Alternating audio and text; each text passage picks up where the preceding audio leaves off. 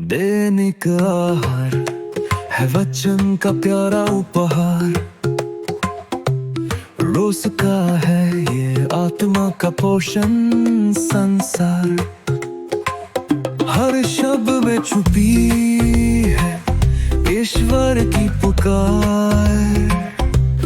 आओ सुनो समझो जीवन में लाओ प्यार।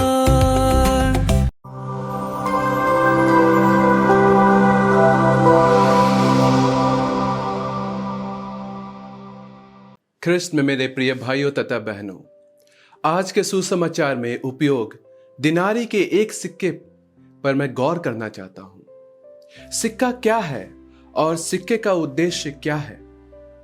सामान्य शब्दों में एक सिक्का किसी देश या किसी साम्राज्य की मुद्रा है और सिक्के पर उस देश या साम्राज्य के किसी महान व्यक्ति का चेहरा छपा होता है। एक सिक्का अपने में उस देश या साम्राज्य का मूल अधिकार और महत्व रखता है। एक सिक्का एक देश या एक साम्राज्य की पहचान है। पर सिक्के का हमसे क्या लेना देना, और क्या किसी रूप में सिक्के और हमारे बीच में कोई समानता हो सकती है? उत्पत्ति ग्रंथ अध्याय 1 वाक्य 27 में हम पढ़ते हैं कि ईश्वर ने हमें अपने प्रतिरूप बनाया।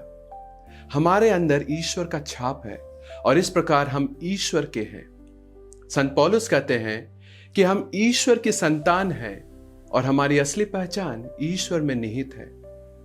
कैथोलिक कलीसिया की धर्म शिक्षा हमें बताती है कि बपतिस्मा के जरिए हम आदि पाप से मुक्त हो जाते हैं और परमेश्वर की संतान बन जाते हैं। अलंकारिक रूप से हम कह सकते हैं कि हम सब ईश्वर के सिक्के हैं और नबी ईसाया के अनुसार हम ईश्वर के दृष्टि में मूल्यवान हैं और महत्व रखते हैं।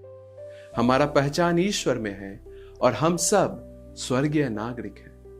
आज के सुसमाचार में यीशु फरीसियों और हेरोदियों को जवाब देते हैं कि जो कैसर का है उसे कैसर को दो और जो ईश्वर का है उसे ईश्वर को दो। यीशु का यह जवाब हमें संबोधित करता है कि हम जो ईश्वर के संतान हैं, हम अपना जीवन पूरी तरह से ईश्वर को सौंप दे और उनकी आज्ञा के अनुसार अपना जीवन बिताए। संत पौलुस रोमियो के नाम पत्र अध्याय 12 वाक्य 1 और 2 के द्वारा हमसे अनुरोध करते हैं कि हम अपना जीवन पवित्र रूप से ईश्वर को अर्पित करें।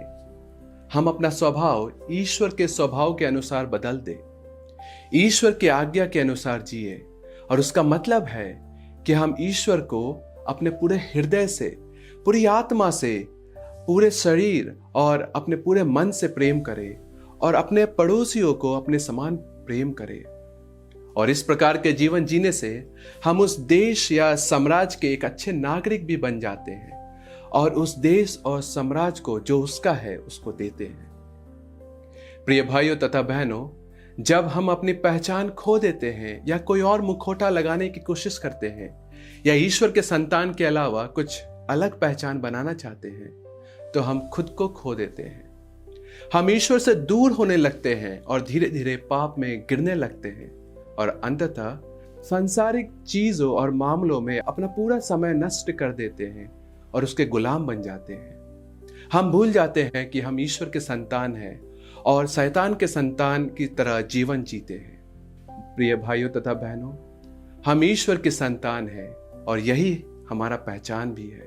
तो आइए हम इस पवित्र यूक्रिस्ट में अपने आप को ईश्वर के लिए पूर्ण रूप से समर्पित करें और ईश्वर के संतान के अनुसार जीने की कृपा मांगे। आमीन।